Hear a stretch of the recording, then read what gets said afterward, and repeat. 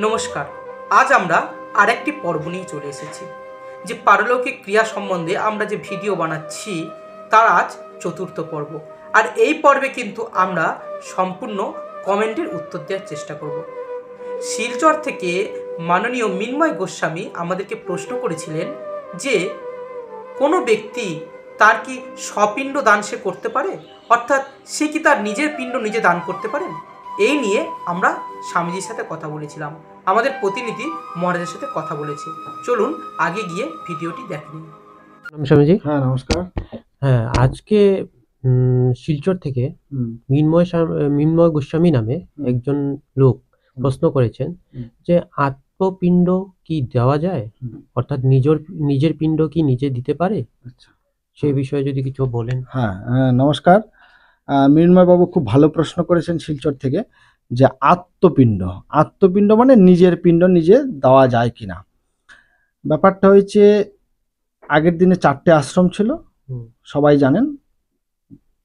প্রথম আশ্রমের নাম ছিল ব্রহ্মচর্য আশ্রম, গার্হস্থ আশ্রম, বানপ্রস্থ আশ্রম এবং সন্ন্যাস আশ্রম। এই 4টে আশ্রম ছিল। এখন 4টে আশ্রমের মধ্যে 2টো আশ্রম প্রায় লুপ্ত, ব্রহ্মচর্য আশ্রম আর হচ্ছে বানপ্রস্থ আশ্রম। এখন হচ্ছে গৃহস্থ আর সন্ন্যাস, গার্হস্থ আশ্রম এবং সন্ন্যাস আশ্রম। সন্ন্যাস আশ্রমে যারা থাকেন তারা সন্ন্যাসী ধর্ম গ্রহণ করতে গেলে আত্মপিণ্ড দিতে হয় বা নিজের পিণ্ড নিজেকে দিতে হয়, তাতে কোনো অসুবিধা নেই বা এটাই নিয়ম। এবার আসতে গৃহস্থ মানুষে আত্মপিণ্ড দিতে পারে কিনা বা নিজের পিণ্ড নিজে দিতে পারেন কিনা। তো গৃহস্থ মানুষ নিজের পিণ্ড নিজে অবশ্যই দিতে পারে। গয়াধামে একটা জায়গা আছে, সেটা জনার্দন মন্দির আছেন, ওটা মায়ের মন্দিরের পেছন দিকে জনার্দন মন্দির আছে। জনার্দনের হাতে আত্মপিণ্ড দিতে হয়। 3টে পিণ্ড হয়, তব হস্ত জনার্দন। নিজের পিণ্ডটা নিজে জনার্দনের হাতে দিতে হয়। এটা মন্ত্র আছে, সমস্ত মন্ত্র পাঠ করে জনার্দনের হাতে দিতে হয়। এইবার এই যেদিন আত্মপিণ্ড দেবে সেই দিন থেকে তাকে, একটা গৃহস্থ মানুষ যদি আত্মপিণ্ড দেয় সেই দিন থেকে তাকে স্বপাকে অন্ন গ্রহণ করতে হবে, নিজে রান্না করে নিজে খেতে হবে। কোনো আমিষ খাবার খেতে পারবেন না, নিরামিষ খাবার খেতে হবে এবং স্বপাকে অন্ন গ্রহণ করতে হবে। এটা হচ্ছে প্রথম।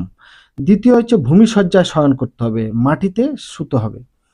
3 নম্বর হচ্ছে কোনো বিবাহ অনুষ্ঠান, শ্রাদ্ধ অনুষ্ঠান, অন্নপ্রাশন, কোনো রকম কোনো শুভ অনুষ্ঠানে তিনি যেতে পারবেন না।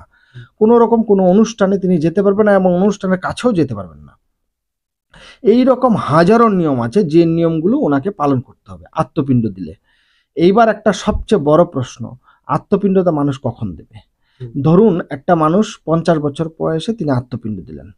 এবার 50 বছর বয়সে আত্মপিণ্ড দিলেন। আজকে যদি কেউ আত্মপিণ্ড দেয়, ঠিক 12 বছরের মধ্যে যদি তার মৃত্যু না হয়, তাহলে এই 12 বছর যেদিন শেষ হবে সেই দিনের একদিন আগে গিয়ে আবার আত্মপিণ্ড দিয়ে আসতে হবে। ঠিক আছে? এখন কথাটা হচ্ছে, আত্মপিণ্ড দেওয়াটা খুব সহজ বা নিয়ম পালন করাটা খুব সহজ, আমি বলবো সহজ। কিন্তু এইখানে সবচেয়ে বড় একটা কঠিন কাজ যেটা, সেটা হচ্ছে ধরুন একজন মানুষ 70 বছর বয়সে আত্মপিণ্ড দিলেন। তিনি ভাবলেন যে আমি 75 বছর বয়সের মধ্যে মরেই যাব, কথার কথা বলছি।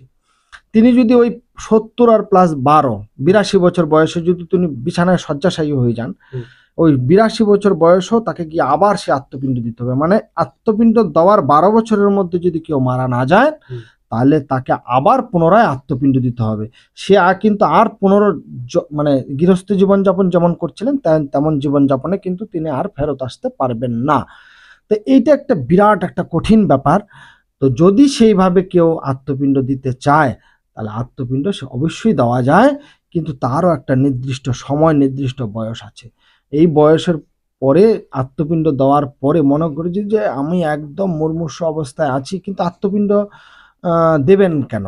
কারণ তার পুত্র কন্যা সন্তান সবাই আছে। এবার পুত্র কন্যা সন্তান যদি সবাই কেউ না থাকে, সেই ক্ষেত্রে তিনি যদি আত্মপিণ্ড দেন, কিন্তু সেটা কিন্তু বিরাট একটা কঠিন ব্যাপার, বিরাট একটা কঠিন ব্যাপার। তো এইভাবে যদি সে নিয়ম পালন করে করতে পারে, তাহলে কিন্তু আত্মপিণ্ড অবশ্যই দিতে পারে। আত্মপিণ্ড দেওয়ার ধর্মের ব্যবস্থা আছে, শাস্ত্রে ব্যবস্থা আছে, আমাদের শাস্ত্রে ব্যবস্থা আছে আত্মপিণ্ড দেওয়ার। কিন্তু ওই নিয়মটা তাকে অবশ্যই পালন করতে হবে। ভূমিশয্যায় শয়ন করতে হবে, স্বপাকে অন্ন গ্রহণ করতে হবে, কোনো শুভ অনুষ্ঠানে যেতে পারবে না, কোনো রকম কোনো কিছু মানে ইসের মধ্যে করতে পারবেন না। এটা কিন্তু তাকে মেনে চলতে হবে। 12 বছরের মধ্যে যদি তার মৃত্যু না হয়, সে যদি বিছানায় পড়েও যায়, আবার গিয়ে কিন্তু তাকে আত্মপিণ্ড দিতে হবে 12 বছরের মধ্যে। এটা কিন্তু বিরাট একটা কঠিন ব্যাপার। বিস্তারিত আলোচনা আরো অনেক আছে, আমাদের এই কম সময়ের মধ্যে হয়তো এইটাই জিস্টটা আমি বলে দিলাম। তবে মৃন্ময় বাবু যিনি আমাদেরকে প্রশ্ন করেছিলেন, তাকে অনেক অনেক ধন্যবাদ। মৃন্ময় বাবুকে অনেক অনেক ধন্যবাদ, কারণ মৃন্ময় বাবু প্রশ্ন করেছেন। এই রকম প্রশ্ন আপনারা করুন আমাদের কাছে। আমরা শাস্ত্র অনুযায়ী, শাস্ত্র মত অনুযায়ী আমরা আপনাদের প্রশ্নের উত্তর দেওয়ার চেষ্টা করব। প্রশ্ন যদি না করেন, তাহলে আপনাদের একটা প্রশ্ন হাজার লোকে উপকৃত হবে। কারণ মৃন্ময়বাবু একা প্রশ্ন করেছেন, কিন্তু এই প্রশ্নটা অনেকের মনের মধ্যেই কিন্তু থাকে যে আমার কেউ নেই, আমার ছেলে নেই, মেয়ে নেই, ভাই নেই, বন্ধু নেই, বা ইত্যাদি ইত্যাদি। তা আমরা কি আত্মপিণ্ড দিতে পারবো? তো মৃন্ময় বাবুর প্রশ্নের উত্তরটা হয়তো হাজার লোকের মনের সংশয়টা দূর করবে। অনেক ধন্যবাদ মৃন্ময় বাবুকে। আপনারা আরো প্রশ্ন করুন, আমরা আপনাদের প্রশ্ন যথাসম্ভব উত্তর দেব। ধন্যবাদ। আশা করি আপনারা বুঝতে পেরেছেন। মৃন্ময়বাবু, আপনি বুঝতে পেরেছেন? কমেন্টে অবশ্যই জানাবেন। এবং আপনাদেরকেও আমি অনুরোধ করব, আপনারা বেশি বেশি করে কমেন্ট করুন, আর সেই সাথে ভিডিওটিকে শেয়ার করে ছড়িয়ে দিন এবং চ্যানেলটিকে সাবস্ক্রাইব করুন। জয় গুরু, সবাই ভালো থাকবেন। গুরু কৃপা হি কেবলম।